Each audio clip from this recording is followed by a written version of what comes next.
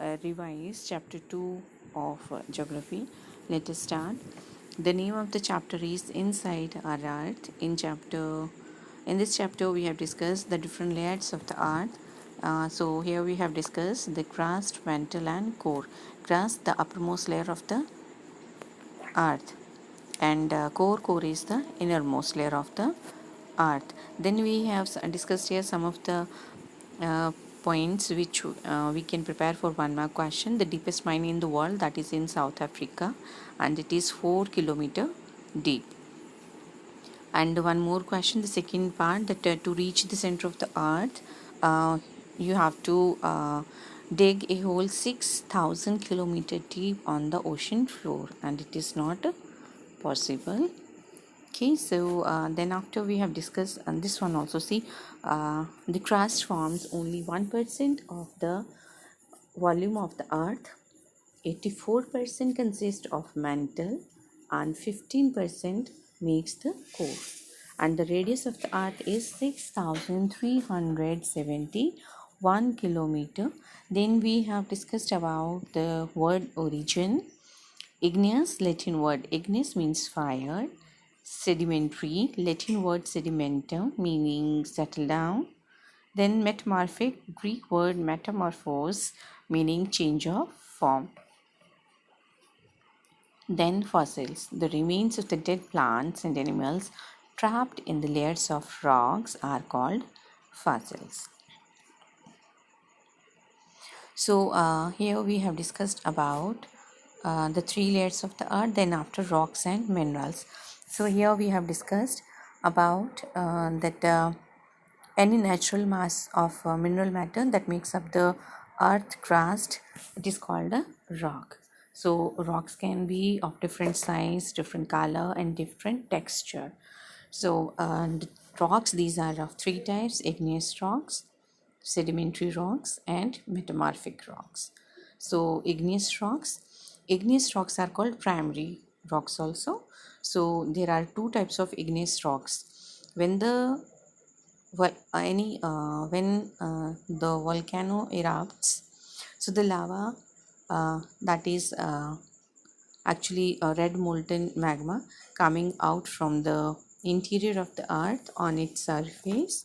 When this molten magma, it comes from the earth surface, it rapidly cools down and becomes solid. So rocks formed in such a way are called extrusive igneous rocks. They are they have very fine grained structure, and basalt is an example of extrusive igneous rocks, and the Deccan Plateau, it is made up of basalt rocks.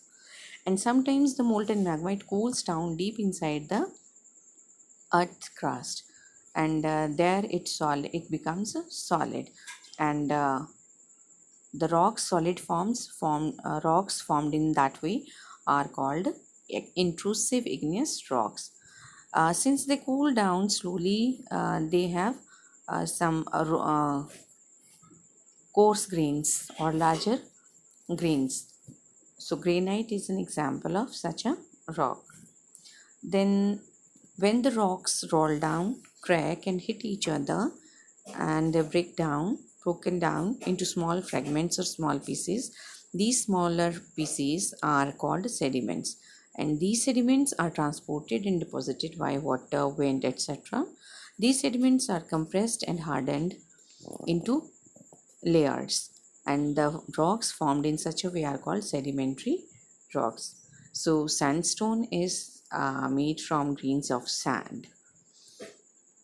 We have read about red fort, that is made up of red sandstone.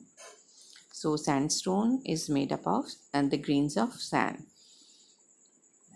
Now these rocks may have the fossils of plants, animals and other microorganisms that once lived on them. So igneous and sedimentary rocks further can change into metamorphic rocks under great heat and pressure. For example, clay changes into slate and limestone into marble. Next, rocks are very useful for us. So in our day-to-day life also, we see that in our houses, these tiles and granites, in our kitchen we use granite, and marble is also used in our house, and some of the children, they play some of the games with the stones, five gitty or hopscotch, etc. And rocks are used in making some kind of statues, idols of the deities. So rocks are used for constructing buildings, like in roads also. So rocks are used in our day-to-day life. So we can say that rocks are very useful for us. So here is it is example is given that Red Fort, it is made up of red sandstone, and Taj Mahal, it is made of white marble. So question answers we have discussed. So one more thing, that is rock cycle. So we have discussed that igneous rocks leads to the formation of sedimentary rocks. Then sedimentary rocks under great heat and pressure change their form, and it leads to the formation of metamorphic rocks. And metamorphic rocks, again against great heat and pressure, they change into whole this molten magma, and then again come on the earth's surface in form of igneous rocks. Okay, so in this way, we see a cycle that is called a rock cycle. So I think this is a short summary of the chapter question answers we have discussed earlier. So if you have any question or query, you can discuss with me in the class. Have a good day.